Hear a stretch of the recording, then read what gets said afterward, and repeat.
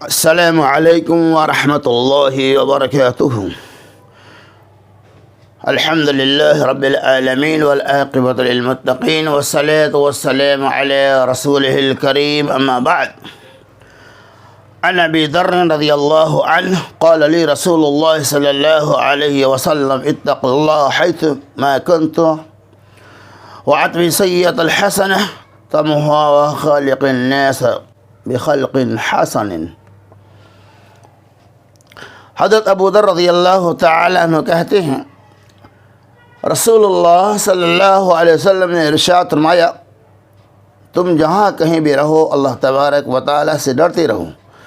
اگر کوئی برائی سرزد ہو جائے تو اس کے پیچھے فوراً کوئی نیکی کا ڈالو، وہ برائی کو نکال پھینکتی ہے، برائی کو مٹا دیتی ہے، اور لوگوں کے ساتھ اچھے اخلاق سے پیش آؤ۔ اس حدیث پاک کے اندر رسول اللہ صلی اللہ علیہ وسلم نے بشری تقاضے کی بنیاد پر گناہوں کا ہونا، برائیوں کا ہونا ممکن ہے،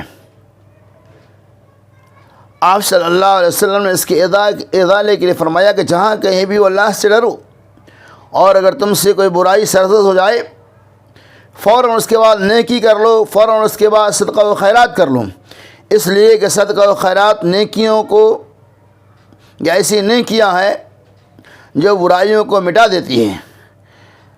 صغائر گناہ کو اللہ تبارک و تعالی صدقہ و خیرات کے ذریعہ مٹا دیتا ہے، لیکن اگر بڑے بڑے گناہوں کو آپ انجام دیں گے، کبائر گناہوں کو کریں گے، تو بغیر توبہ کے اس کی معافی نہیں ہے۔ جب تک آپ صدق دل سے توبہ نہ کریں گے اور اس گناہ کے نہ کرنے کا ارادہ نہیں بنا لیں گے، اللہ تبارک و تعالی بغیر توبہ کے اس کو معاف نہیں کر سکتا ہے۔ لیکن صغائر گناہ صدقہ و خیرات اور نیکیوں کے ذریعہ اللہ تبارک و تعالی درگزر کر دیتا ہے۔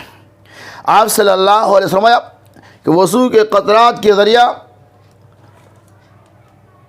اللہ تبارک و تعالی صغائر گناہوں کو مٹا دیتا ہے، یعنی جب وضو کرتے ہیں اور پانی کے جو قطرات نکلتے رہتے ہیں، ان قطرات کے ذریعے اللہ تبارک و تعالی ہمارے گناہوں کو بھی مٹا دیتا ہے۔ اسی لیے آپ صلی اللہ علیہ وسلم کہ برائی کے بعد فوراً نیکی کر لو تاکہ ان برائیوں کا خاتمہ ہو جائے، چونکہ سیئات کو حسنات مٹا ڈالتی ہے۔ انسانی زندگی کے اندر گناہ کو ہونا ممکن ہے، لیکن ان گناہوں کے ازالے کے لیے اللہ کے نبی صلی اللہ علیہ وسلم نے مختلف طریقے بتلائے ہیں۔ ان تمام طریقوں کو ہم اپنائیں گے تو یقیناً اللہ تبارک و تعالی ہمارے گناہوں کو مٹا دے گا۔ لیکن اس کا یہ مطلب نہیں ہے کہ آدمی چوری کر لے، صدقہ و خیرات کر لے، آدمی زنا کرے اور پھر صدقہ کر لے، آدمی گناہوں کو انجام دے پھر نیکیاں کر لے، ایسا نہیں ہے۔ اگر گناہ ہو جائے تو صدقہ و خیرات کے اس کا ازالہ ہو جاتا ہے۔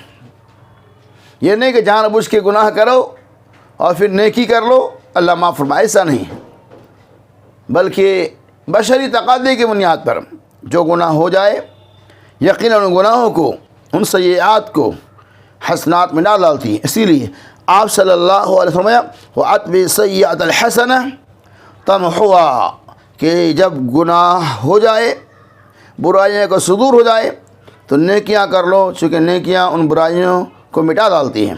اور مزید آپ صلی اللہ علیہ وسلم لوگوں کے ساتھ اچھے اخلاق سے پیش آؤ۔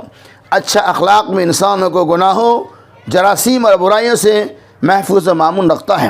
اللہ صدق اللہ تبارک و تعالی ان اصولوں کو ہمیں اپنی زندگی کے اندر نافذ کرنے کی توفیق رفیق فرمائے، صغائر اور کبائر گناہ ہو سے بھی اجتناب کی توفیق دیں۔ آمین۔ وآخر دعوانا ان الحمد للہ رب العالمین۔